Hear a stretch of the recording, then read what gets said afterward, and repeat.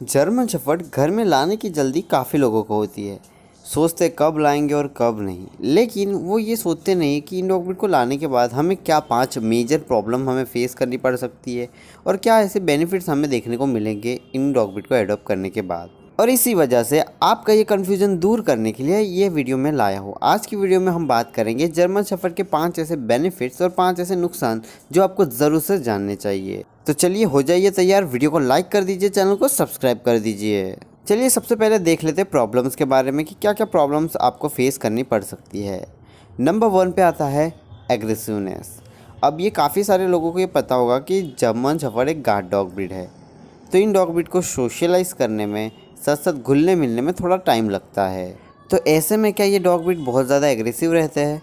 तो इसका जवाब है वो डिपेंड करता है आप उसे किस तरह से बड़ा करते हो और किस तरह से सोशलाइज़ करते हो। अगर आप अच्छे से सोशलाइज़ नहीं कर रहे हो, ध्यान नहीं दे रहे हो, तो ये डॉग ब्रीड काफ़ी ज़्यादा एग्रेसिवनेस दिखा सकता है, जिसके कारण आपको प्रॉब्लम्स होगी और काफ़ी ज़्यादा जो है नुकसान हो सकता है। ये डॉग ब्रीड घर में कुछ चीव कर सकते हैं, बाइट कर सकते हैं, यहाँ वहाँ घूमने लगेंगे, आपकी बात नहीं मानेंगे।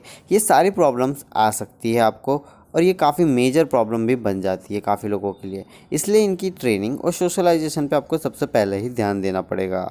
Number 2, hair fall. अब काफ़ी सारे लोगों को ये दिक्कत होती है कि उनको हेयर्स ज़्यादा पसंद नहीं होते, चाहे वो सोफ़े पे ले लो, बेड पे ले लो या फिर खुद के ऊपर ही ले लो।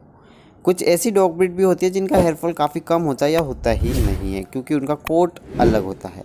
लेकिन अगर आप जर्मन शेफर्ड सिलेक्ट करने जा रहे हो तो रेडी रहिए, क्योंकि आपके घर में आपको बाल ज़रूर से देखने मिलेंगे। जब शेडिंग सीज़न होगा तब तो और ज़्यादा मिलेंगे। आप ब्रशिंग करोगे उससे कम होगा नो डाउट, लेकिन आपको देखने को तो ज़रूर से मिलते ही है। तो अगर आपको ऐसे ब्रीड नहीं चाहिए जिनके हेयर फॉल होते हो या हेयर फॉल पसंद ही नहीं है, बिल्कुल टॉलरेट नहीं कर सकते हो, तो इन डॉग ब्रीड के साथ नहीं जाना चाहिए आपको।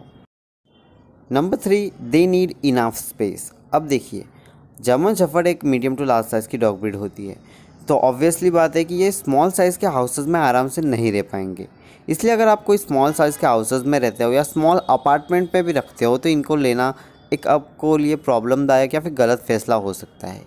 वो क्यों? क्योंकि इनको जैसे मैंने बताया कि फ्रीली मूविंग स्पेस चाहिए होती है। अगर आपका घर ही इतना छोटा एक रूम ही है, उसमें अगर आप रहोगे, डॉग ब्रीड रहोगे, एक छोटी सी जगह पे उसको बिठा के रखोगे, तो वो चिड़चिड़े भी होंगे, उनको घूमना खुल के रहना काफ़ी पसंद होता है।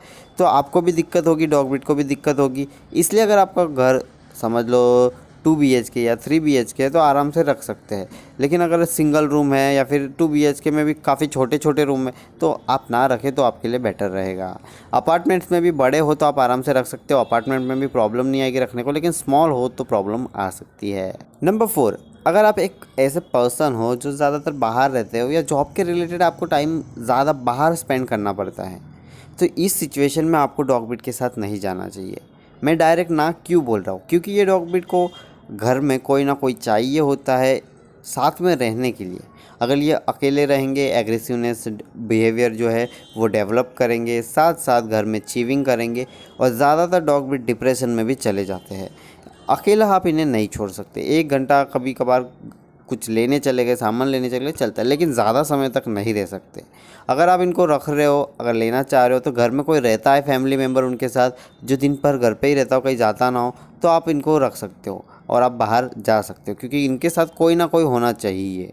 Number 5, health problems. अब ये हेल्थ प्रॉब्लम्स 50% डिपेंड करेगा आप पे और 50% जो है कुछ डॉग ब्रीड की जेनेटिक्स के रिलेटेड प्रॉब्लम होती है या फिर कुछ गलतियों के कारण हो जाता है। काफ़ी बार जो है ज़्यादातर इन डॉग ब्रीड में लेग बेंडिंग की प्रॉब्लम आती है। वो क्यों होती है? क्योंकि अगर आप उनको जो है फ्लैट सरफेस पे स्टाइल्स पे ज़्यादातर चलाते हो, घर में ही पड़ा रहता है, कहीं भी नहीं जाता है, आपको इनको बाहर रोड पे चलाने ले जाना है, साथ साथ गार्डन में ले जाना है, जिससे कि ये लेग बेंडिंग की प्रॉब्लम उन्हें ना हो। साथ साथ हेल्थ इशू में स्किन इन्फेक्शन और ईयर प्रॉब्लम्स देखे जाते हैं। इसलिए इनके जो है ग्रूमिंग आप करोगे, ब्रशिंग करोगे तो रेगुलरली करनी है, और ईयर्स में भी क्लीन करोगे तो चेकअप मतलब आप जब भी करते हो तो देख लेना कि कुछ प्रॉब्लम तो नहीं, टिक्स तो नहीं चलेगा अंदर, ख़राब तो नहीं हो रहा कुछ, ऐसा सब करके चेक कर लेना है आपको। अब ये हो गए 5 प्रॉब्लम्स जो ज़्यादातर लोग फेस करते हैं। अब बात करते हैं 5 बेनिफिट्स की। Number 1, excellent guard dog. अब ये डॉग ब्रीड है ही गार्ड डॉग के लिए, यानी ये डॉग ब्रीड जब पहले समय में भी इन डॉग ब्रीड को जो है हर्डिंग के लिए यूज़ किया जाता था, जैसे कि भेड़ बकरों को चराने के लिए, उनकी सेफ्टी के लिए, उनको एक लाइन में रखने के लिए। तो आप सोच सकते हो कितने डिसिप्लिन डॉग होंगे और कितना जो है अपने वर्क को प्रॉपरली करते होंगे। गार्डिंग के मामले में इनको आपको कोई भी शिकायत देखने को नहीं मिलेगी। ये कोई भी सस्पिशियस एक्टिविटी देखेंगे तो बाग करेंगे, यहाँ वहाँ घर में नज़र रखेंगे, बाग करेंगे, साथ साथ अगर लगा कि खतरा है आप पे तो अटैक भी कर सकते हैं। Number 2, very intelligent. अब ये डॉग ब्रीड इतने इंटेलिजेंट है कि आप इनको जो भी सिखाते हो, समझाते हो, वो बहुत जल्दी सीख लेते हैं। हार्ड से हार्ड ट्रेनिंग आप जैसे वीडियो में देख सकते हो, कोई भी ट्रेनिंग इनको दिखाई जा रही है वो आसानी से परफॉर्म कर सकते हैं। आसानी से परफॉर्म कर सकते हैं बोल दिया मतलब ऐसा नहीं कि 2 मिनट में सीख जाएगा, टाइम लगता है सीखने में, लेकिन जो आप जिस तरह से सिखाओगे, अगर अच्छे से सिखा रहे हो तो बहुत जल्दी ग्रैब कर लेंगे, समझ लेंगे, सीख लेंगे। और इसी के चलते इन डॉग ब्रीड को अलग अलग कामों के लिए, जैसे कि पुलिस में, आर्मी में, मिलिट्री फोर्स में, सर्च एंड रेस्क्यू मिशंस में, ऐसे कई सारी जगहों पर इन डॉग ब्रीड का यूज़ किया जाता है। Number 3, best family dog breed. अब आप बोल रहे होंगे कि ये तो बहुत एग्रेसिव होता है, गार्ड डॉग है, तो ये फैमिली डॉग ब्रीड कैसे बन सकते हैं? आजकल इन डॉग ब्रीड को काफ़ी ज़्यादा as a family dog breed की तरह भी एडॉप्ट किया जा रहा है।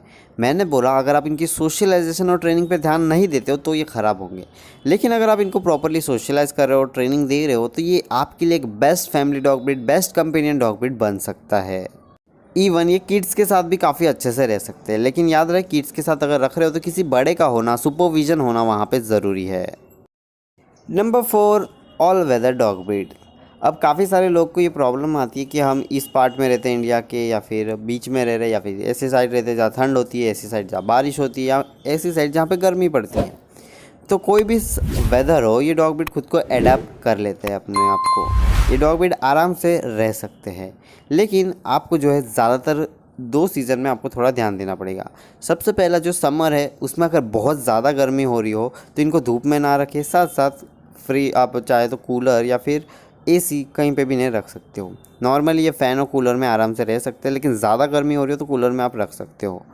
सेकेंड सीज़न आता है रेनी सीज़न। रेनी सीजन में जो इनमें टिक्स होने की प्रॉब्लम्स हो सकती है, इसलिए अगर आप घर के बाहर जैसे गार्डन हो गया, बैकयार्ड हो गया, वहाँ रहता होगा डॉग ब्रीड, तो वहाँ ना रखें, घर के अंदर ले लीजिए, इससे वो प्रॉब्लम आपकी दूर हो जाएगी। और बारिश के कारण जो है स्किन प्रॉब्लम होगी, अगर गीला रहेगा तो गीले में ना रहने दें उन्हें ज़्यादा।